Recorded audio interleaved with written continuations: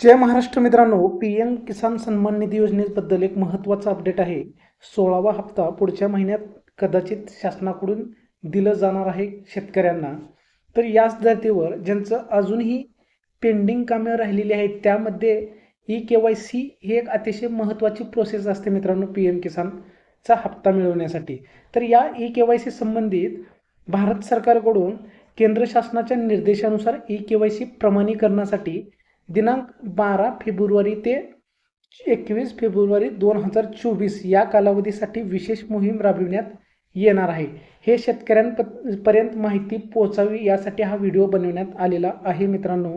या मोहिमेमध्ये जास्तीत जास्त नोंदणीकृत लाभार्थ्यांचे ई-केवायसी प्रमाणीकरण करण्यासाठी सीएससी केंद्र चालकांना काही केंद्र शासन प्रोत्साहनपर बक्षिसे देणार आहे। म्हणजे निवडक 50 सीएससी केंद्र चालकांना शासनाकडून बक्षिसे दिली जाणार आहेत। आणि पीएम किसान योजनेच्या ई-केवायसी प्रलंबित असलेल्या नोंदणीकृत लाभार्थी यांनी ई-केवायसी प्रमाणीकरण करण्यासाठी जवळच्या तुमच्या गावातील जे जवळचं सीएससी केंद्र आहे किंवा सेंटर आहे तिथं संपर्क साधून तात्काळ ई-केवायसी करून घ्या, असं आव्हान सुद्धा राज्याचे जे कृषी आयुक्त आहेत त्यांनी दिलेले आहेत। तर मित्रांनो, तुम्हाला सरळ भाषेत सांगायला गेलं तर 16वा हप्ता जर हवा असेल तर तुम्हाला ई-केवायसी करणं गरजेचं आहे। त्याचबरोबर लँड सीडिंग, ज्यांचं आधार सीडिंग राहिलेलं आहे किंवा अकाउंट आधार प्रमाणीकरण झालेलं नाही त्यांना हे कामं प्रलंबित करून घ्यायचे आहेत।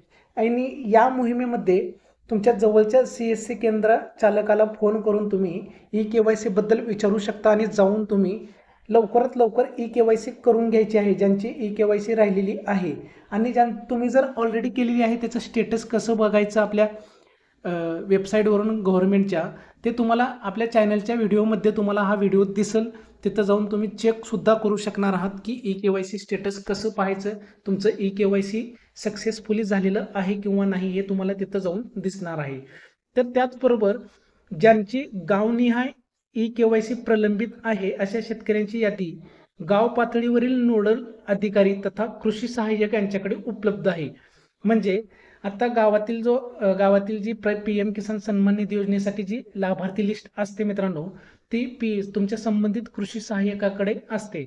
आता त्यांच्याकडे नव्याने जी ई-केवायसी राहिलेली शेतकरी आहेत अशी लिस्ट सुद्धा गावची संपूर्ण लिस्ट अशा कृषी सहाय्यकाकडे मिळणार आहे। तर तुमच्या संबंधित कृषी सहाय्यकाला फोन करून सुद्धा तुम्ही तुमची ते लिस्टमध्ये नाव बघू शकणार आहात। आणि त्याचबरोबर एक तारीख लक्षात ठेवा, जी ई-केवायसी राज्यात जी मोहीम राबवली जाणार आहे ई-केवायसी कंप्लीट करण्यासाठी ती 12 फेब्रुवारी 2024 पासून 21 फेब्रुवारी 2024 पर्यंतच राबवली जाणार आहे। तर अशा प्रकारे ही माहिती होती मित्रांनो। शेतकऱ्यांना याचा लाभ व्हावा हा हेतू आहे व्हिडिओ बनवण्यामागे।